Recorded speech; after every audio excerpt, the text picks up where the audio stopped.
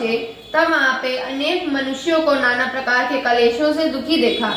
किसी मनुष्य को पुत्र से दुखी देखा, किसी को धन के लिए रोते देखा। जब सारा मृत्यु लोग घूम चुके तब उनके मन में यह विचार उत्पन्न हुआ कि श्री बृहस्पति जी के बहुत दिनों से दर्शन नहीं किए हैं, सो इनके दर्शन भी करते चले। ऐसा मन में विचार करके वे बृहस्पति जी के स्थान पर पहुंचे। श्री बृहस्पति जी श्री नारद जी के आगमन पर बड़ा हर्ष प्रकट किया और नारद जी से बोले, आप अपने आने का कारण मुझे बतलाइए। जिस विचार से आज आप मेरे स्थान पर पधारे हैं, निसंकोच मुझसे वर्णन कीजिए।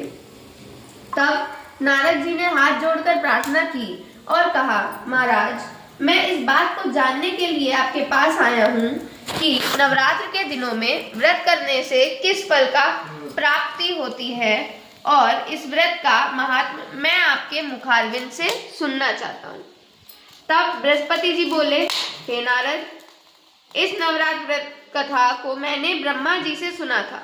ये नवरात्र व्रत चैत्र शुक्ल पक्ष की प्रतिपदा से अष्टमी तथा अश्विनी मास में अश्विनी शुक्ल पक्ष की प्रतिपदा से अष्टमी तक चलता है। यह नवरात्र व्रत संसार की दुर्लभ से दुर्लभ वस्तु को प्राप्त कराता है, जैसे पुत्र चाहने वाले को पुत्र, धन चाहने वाले को धन, विद्या चाहने वाले को विद्या तथा सुख चाहने वाले को सुख की प्राप्ति होती है। इस व्रत के करने से रोगी मनुष्य निरोग हो जाता है। कारागार में फंसा हुआ व्यक्ति कारागार से मुक्त हो जाता है। बांध्या स्त्री पुत्रवती हो जाती है। समस्त पापों को दूर करने वाले इस व्रत के करने से ऐसा कौन सा महात्म्य है जो सिद्ध नहीं हो सकता।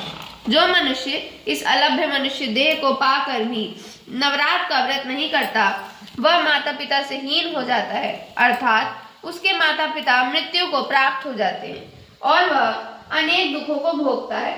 उसके शरीर में कुष्ठ हो जाता है और वह अंगहीन हो जाता है। उसमें संतानोपत्ति नहीं रह जाती। इस प्रकार वह मूर्ख अनेक दुखों को भोगता है। इस व्रत को न करने वाला निर्दयी मनुष्य धन धान्य से रहित होकर, भूख और प्यास से पीड़ित होकर पृथ्वी पर घूमता है, वह गूंगा हो जाता है। जो साधवा स्त्री भूलवश इस व्रत को नहीं करती, वह पति से हीन होकर नाना प्रकार के दुखों को भोगती है।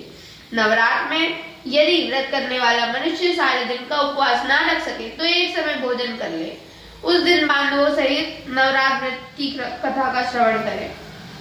ब्रह्मा जी बोले, हे बृहस्पति, जिसने पहले इस महाव्रत को किया है उसका पवित्र मनोहर इतिहास मैं तुम्हें सुनाता हूँ, सावधान होकर सुनो। इस प्रकार ब्रह्मा जी के वचन सुनकर बृहस्पति जी बोले, हे ब्रह्मा जी, मनुष्यों का कल्याण करने वाले इस व्रत के इतिहास को कहो। मैं सावधान होकर सुन रहा हूँ। आपकी शरण में आए हुए मुझ दीन पर कृपा करो। ब्रह्मा जी बोले, पीठत नाम के मनोहर नगर में एक अनाथ नाम का ब्राह्मण रहा करता था।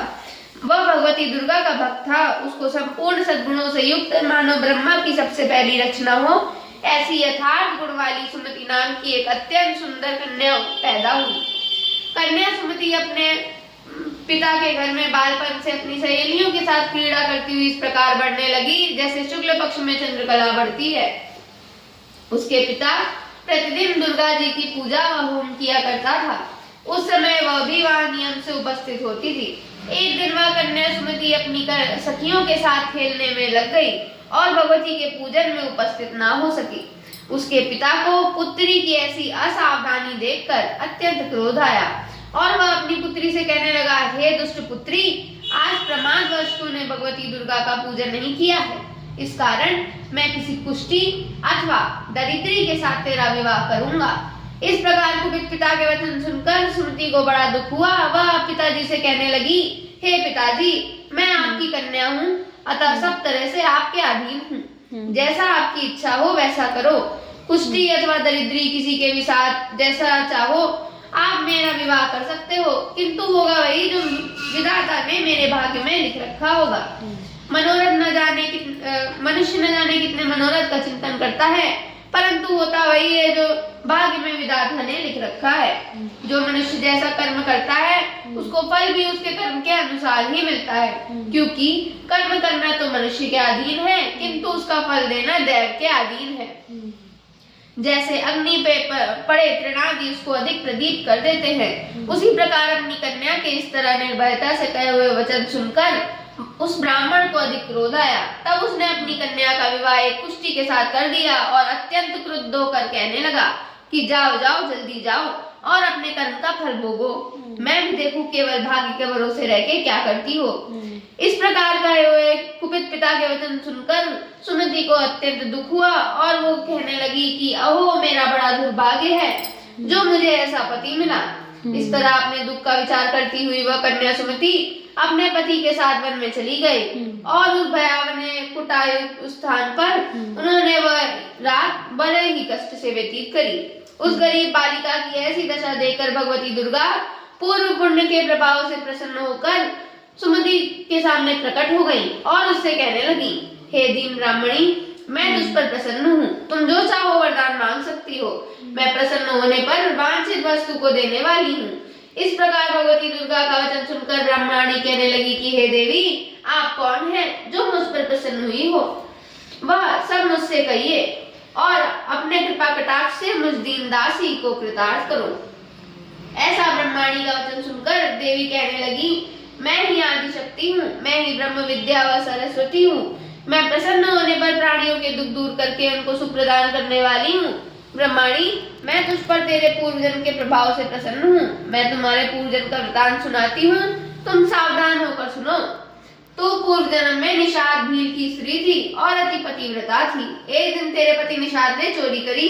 चोरी करने के कारण तुम दोनों को सिपाहियों ने पकड़ लिया और ले जाकर जेल खाने में बंद कर दिया। उन लोगों ने तुझको और तेरे पति को ना तो भोजन दिया ना जल भी दिया।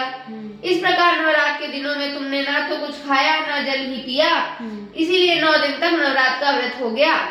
हे ब्रह्माणी, उन दिनों जो व्रत हुआ उस व्रत के प्रभाव से प्रसन्न होकर मैं तुम्हें मनोवांछित वर दे रही हूँ, तुम्हारी जो इच्छा हो सो मांगो। इस प्रकार भगवती दुर्गा के वचन सुनकर ब्रह्माणी बोली, हे देवी, यदि आप मुझ पर प्रसन्न हैं तो हे माता दुर्गे, मैं आपको प्रणाम करती हूँ। कृपा कर मेरे पति के कुष्ठ को दूर करने में मेरी सहायता करें। देवी कहने लगी कि हे ब्रह्माणी, उन दिनों जो व्रत हुआ था उस व्रत के एक दिन के पुण्य के प्रभाव को अपने पति का कुष्ठ दूर करने के लिए अर्पण करो।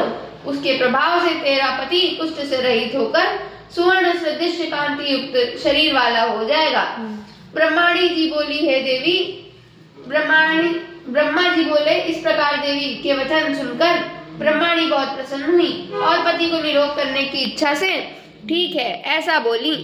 तब उसके पति का शरीर भगवती दुर्गा की कृपा से कुष्ठ से रहित होकर अत्यंत कांति युक्त हो गया, जिसकी कांति के सामने चंद्रमा की कांति भी क्षीण होती है।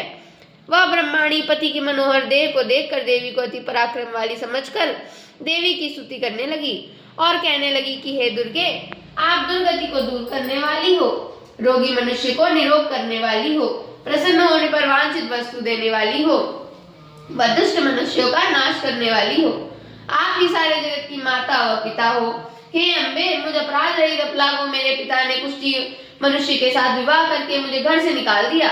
उसकी निकाली हुई मैं पृथ्वी पर अरक्षित घूम रही थी। आपने मेरा इस आपत्ति रूपी समुद्र से उद्धार किया है, अतः हे देवी, मैं आपको प्रणाम करती हूँ, मुझ दीन की रक्षा करो।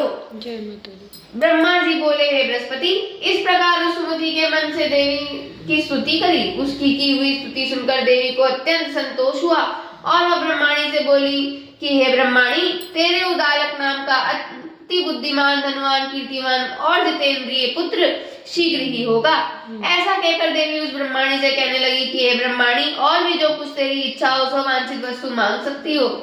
ऐसा भगवती दुर्गा का वचन सुनकर सुमति बोली कि हे देवी दुर्गे, अगर आप मेरे ऊपर प्रसन्न हैं तो कृपा करके मुझे वह नवरात्र व्रत की विधि बतलाइए।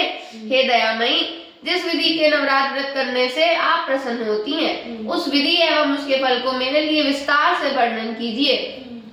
इस प्रकार ब्रह्माणी के कहे हुए वचन सुनकर भगवती दुर्गा बोली कि हे ब्रह्माणी, मैं तुम्हें संपूर्ण पापों को दूर करने वाले नवरात्र व्रत की विधि को बतलाती हूँ, जिसे सुनने मात्र से अनेक पापों को छूटकर मोक्ष की प्राप्ति होती है। चैत्र मास अथवा अश्विनी मास के शुक्ल पक्ष की प्रतिपदा से 9 दिन तक विधि पूर्वक व्रत करें। यदि दिन भर का व्रत ना कर सके तो एक समय भोजन कर लें। किसी विद्वान ब्राह्मण से पूछकर घट स्थापना करें और वाटिका बनाकर उसे प्रतिदिन जल से सींचे। महाकाली, महालक्ष्मी एवं माँ सरस्वती इनकी मूर्तियां बनाकर उनकी नित्य विधि सहित पूजा करें और पुष्पों से विधि पूर्वक अर्घ दें। बिजौरा के फूल से अर्घ देने से रूप की प्राप्ति होती है। जायफल से कीर्ति व दाग से कार्य की सिद्धि होती है। आंवले से सुख व केले से भूषण की प्राप्ति होती है। इस प्रकार फलों से अर्घ देकर यथा विधि हवन करें। खांड, घी, गेहूं, शहद, जौ, तिल, बिंब, दाक, नारियल और कदम इनसे हवन करें। गेहूं द्वारा होम करने से लक्ष्मी की प्राप्ति होती है। खीर से मोक्ष, चंपा के पुष्पों से धन व पत्तों से तेज और सुख संपत्ति की प्राप्ति होती है। आंवले से कीर्ति व केले से पुत्र होए, कमल से राज सम्मान और दाखों से सुख संपत्ति की प्राप्ति होती है। खांड, घी, नारियल, शहद, जौ और तिल इनसे तथा फलों से हवन करने से वांछित वस्तु की प्राप्ति होती है। व्रत करने वाला मनुष्य इस विधान से होम कर आचार्य को अत्यंत नम्रता के साथ प्रणाम करे और यज्ञ की सिद्धि के लिए उसे दक्षिणा दे। इस महाव्रत को पहले बताई हुई विधि के अनुसार जो भी करता है उसकी सब विपत्ति दूर होती है उसका, और इन 9 दिनों में जो भी दान आदि दिया जाता है उसका करोड़ों गुना फल मिलता है। हे ब्रह्माणी, इस संपूर्ण कामनाओं को पूर्ण करने वाले उत्तम व्रत को तीर्थ, मंदिर अथवा घर में ही विधि के अनुसार करना चाहिए। ब्रह्मा जी बोले, हे बृहस्पति, इस प्रकार ब्रह्माणी को व्रत की विधि और फल बताकर भगवती दुर्गा अंतर ध्यान हो गई। जो पुरुष या स्त्री इस व्रत को भक्ति पूर्वक करता है वह इस लोक में सुख पाकर अंत में दुर्लभ मोक्ष को प्राप्त होता है। हे बृहस्पति, इस दुर्लभ व्रत के महात्म्य को मैंने तुम्हारे लिए बतलाया है। तब ब्रह्मा जी के ऐसे वचन सुनकर बृहस्पति जी बोले कि बृहस्पति जी आनंद के कारण रोमांचित हो गए और ब्रह्मा जी से कहने लगे कि हे ब्राह्मण, आपने मुझ पर अति कृपा करी जो इस अमृत के समान नवरात्र की महात्म्य को मुझे सुनाया। हे प्रभु, आपके बिना और कौन इस महात्म्य को सुना सकता था। तब ब्रह्मा जी बोले कि तुमने सब प्राणियों के हित करने वाले इस अलौकिक व्रत को पूछा है, इसीलिए तुम धन्य हो। ये भगवती महाशक्ति संपूर्ण लोकों का पालन करने वाली है। इस महादेवी के प्रभाव को कौन जान सकता है। बोलो दुर्गा मैया की जय। करा शेरा वाली दा बोल सा